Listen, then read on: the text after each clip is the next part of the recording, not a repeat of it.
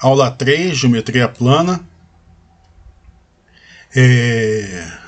Essa aula vai ser de ângulos. Ainda vai ter muita definição, mas o mais importante é que vocês pelo menos aprendam o que é um ângulo, porque tem muito aluno que não sabe o que é um ângulo. E eu espero conseguir explicar a vocês isso com facilidade. Tá? Então, vamos lá, vamos lá.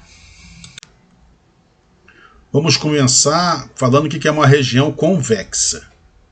Então, a gente tem um conjunto de pontos convexo.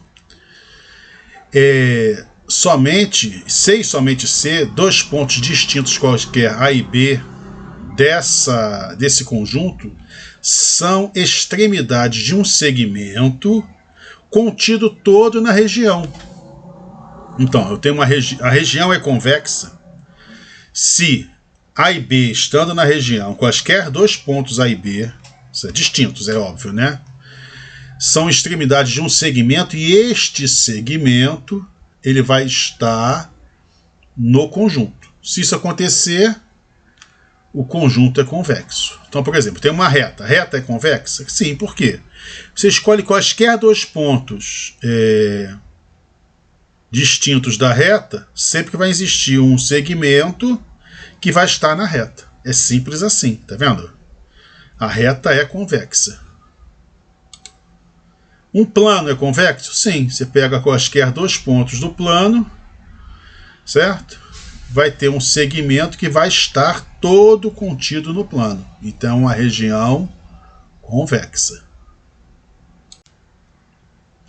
Assim como a reta, um segmento, certo? Também vai ser convexo. Por quê? Porque você pode escolher quaisquer dois pontos distintos do segmento, que vai existir um segmento que vai estar dentro do outro segmento. Logo, é convexo. Outros exemplos aqui, outras figuras, outros exemplos de região convexa. Esse círculo aqui, esse triângulo, essa elipse, tá vendo? Quaisquer dois pontos vão estar aqui. No próximo slide, vou mostrar o que é região não convexa. Uma região não convexa, o que a gente chama também de região côncava, é quando você tem aqui a região, tem um ponto A e ponto B estão na região, mas o segmento não está, tá vendo? Isso aqui é côncavo, ou não convexo. O A e B estão dentro da região, mas o segmento não está. E aqui também é a mesma coisa. Então aqui é côncava, côncava, côncava. Entendeu? Essa região aqui é côncava, porque ela não é convexa. É isso. Simples assim, tá, gente? Aqui é bem fácil, mas tem que estar com a mente aberta, tá? Para poder compreender essa explicação aqui do postulado da separação dos pontos de um plano. O que acontece? Uma reta R de um plano, o plano se chama alfa, tá? Vamos chamar o plano de alfa. Não esquece que o plano é infinito, tá, gente? E a reta também é infinita. Uma reta R de um plano, alfa, separa este plano em dois conjuntos de pontos chamados alfa 1 e alfa 2. Certo? Então tá aqui, ó.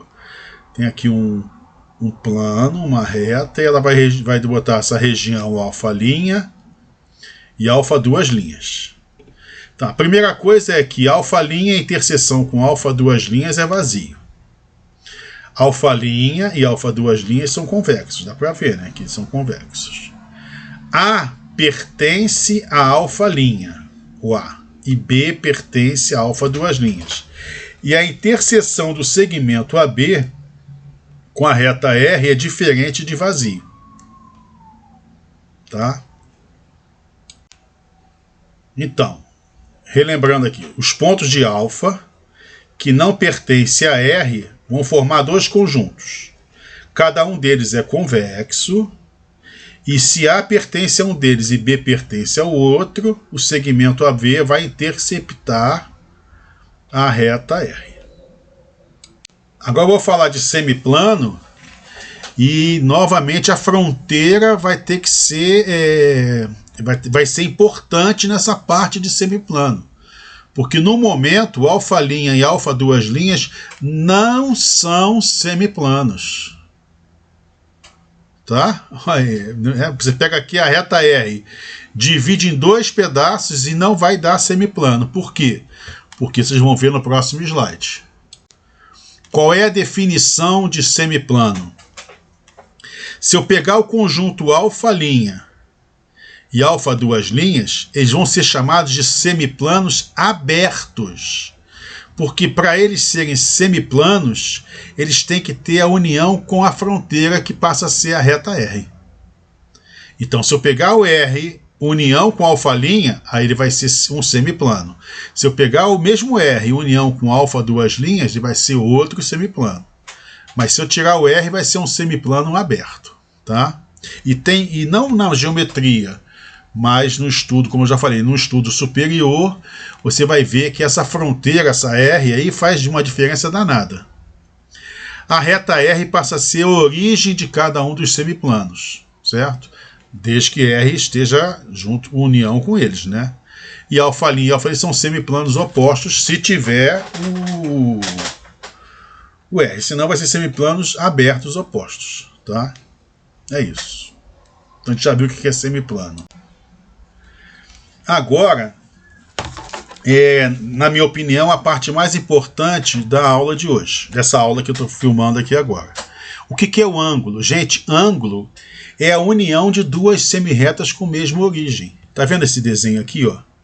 Essas 2 semirretas é chamada de ângulo. Então vamos ver se vocês entenderam. Eu vou fazer aqui uns desenhos aqui para ver se vocês entenderam. Então, pessoal, bem simples assim, ó. O que seria isso aqui, ó? Seria uma reta. O que seria isso aqui? Um retângulo. Aqui, um círculo. Aqui, um triângulo. Aqui, um segmento. O que é isso aqui? É um ângulo.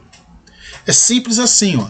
Se você pegar 2 semirretas com a mesma origem, é um ângulo. Simplesmente isso, ó. Pegar aqui que tem aqui a mesma. Isso aqui é um ângulo. O que é um ângulo? 2 semirretas com a mesma origem. É simples assim. Isso que é um ângulo, tá? Então, continuando, o que é o interior do ângulo? Ó? Interior do ângulo é a interseção dos semiplanos abertos. Aqui, os semiplanos abertos. Lembra do semiplano aberto? Que é aquele que não contém a reta? Então, ó, esse semiplano aqui, ó, com esse semiplano, a interseção desses dois, elas vão formar o interior do ângulo, certo? Que é o alfa. E o que seria os pontos exterior ao ângulo? Seria esse outro semiplano aqui, ó, alfa 2 com o beta 2. Tá vendo aqui, ó? Toda essa região aqui, ó, certo? É a parte exterior do ângulo. Então, os pontos que estão aqui dentro a gente chama de pontos internos ao ângulo. A reunião do ângulo, o ângulo quem são? Quem é o ângulo, gente? O ângulo são essas 2 semirretas, certo? Com o seu interior é chamado de setor angular ou ângulo convexo, certo? Quando você pega o ângulo e o interior do ângulo, a gente vai chamar de setor angular ou ângulo completo, que é também chamado ângulo convexo, tá? O exterior do ângulo, que é aquela parte toda de fora, né? Eles não pertencem ao ângulo e nem ao seu interior. Aqui, ó, vou mostrar aqui, ó.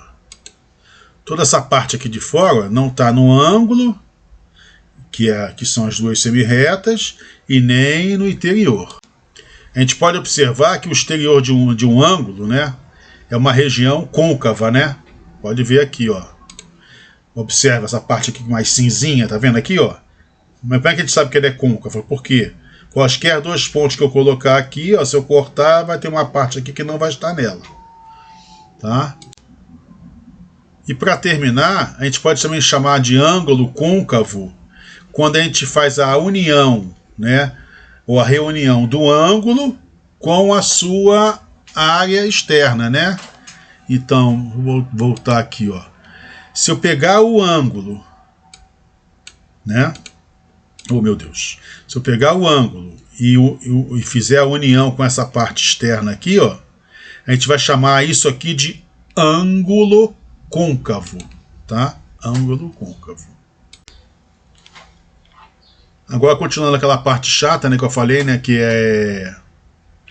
Mas se você for ver o ângulo consecutivo, você pode fazer uma analogia com os segmentos consecutivos, certo? Então vamos lá. O ângulo consecutivo é quando um lado dele é também lado do outro. Assim como fazendo uma analogia com o segmento consecutivo, lembra? Então, ó, AB e AC são consecutivos porque o lado do ângulo comum aqui, ó, o OA é comum. Aqui, ó, AOC e BOC também são consecutivos porque o OC é o lado comum. E aqui, ó, AOB e BOC também são consecutivos porque o OB é lado comum. Tranquilo, né? E dá para fazer uma analogia com o segmento consecutivo. Agora vamos ver o ângulo adjacente, que também deve poder fazer uma analogia com os segmentos adjacentes. Lembra do segmento adjacente? Que ele tem que ser colinear e tinha que ser consecutivo, mas não podia ter ponto comum? Aqui é a mesma coisa, ó. Os lados adjacentes são ângulos consecutivos, mas não tem ponto em comum. Então o lado OB ele faz com que os dois sejam consecutivos, mas observa que não tem um ângulo dentro do outro. A parte interna desse ângulo não está ligada nesse aqui. Isso aqui é adjacente. É um consecutivo sem interseção nenhuma. O ângulo oposto pelo vértice, observe que aqui tem, ó, uma semirreta, duas semirretas, três semirretas, quatro semirretas, tá, gente? Então essas duas semirretas aqui, ó, ela formam um ângulo. E essas outras duas semirretas formam outro ângulo. E a gente chama de opostas quando uma é a continuação do outro, ó. Quando essa semirreta aqui estão na mesma reta, ó. Quando essa semirreta e essa semirreta e essa semirreta e essa semirreta estão na mesma reta, elas a gente chama de ângulos opostos pelo vértice.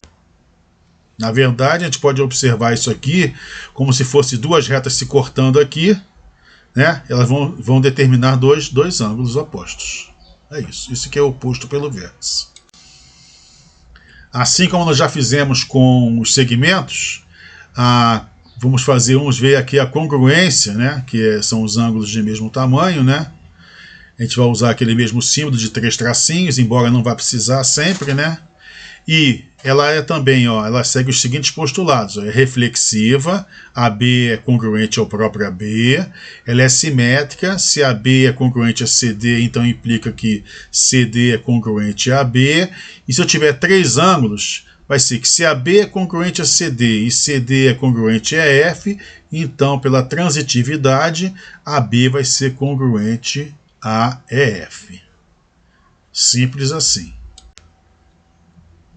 Essa parte, assim como aquela que eu ensinei lá do transporte de segmentos, vai ser muito importante para a gente demonstrar vários exercícios, e eu vou mostrar como é que funciona aqui, ó, no GeoGebra, tá?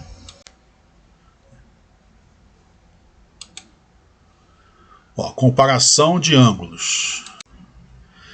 Essa parte de comparação de ângulos eu vou deixar também para vocês estudarem sozinhos e ver se vocês entendem. Que na verdade é exatamente aquilo que eu falei do segmento.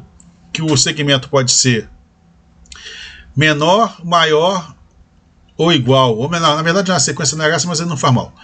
Então, o que importa é que só existe 3 tipos de comparação entre ângulos.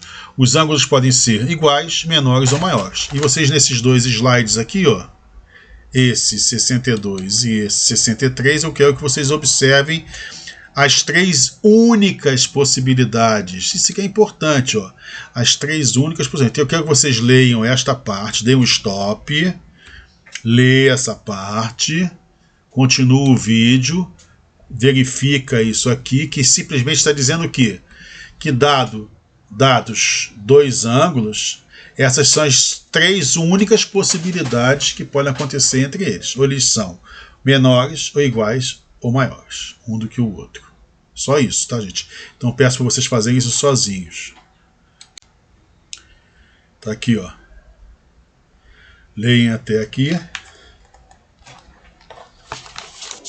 Que é terminando essa parte da... Como esse vídeo já está com quase 16 minutos, essa partir desse slide aqui eu vou fazer num outro vídeo, tá? Vai ser aula 3 /A/B, sei lá, qualquer coisa assim, tá? Para não ficar muito tempo num vídeo só, muitos minutos. Então vou parar por aqui, mas vou continuar nessa semana ainda essa aula, tá, gente?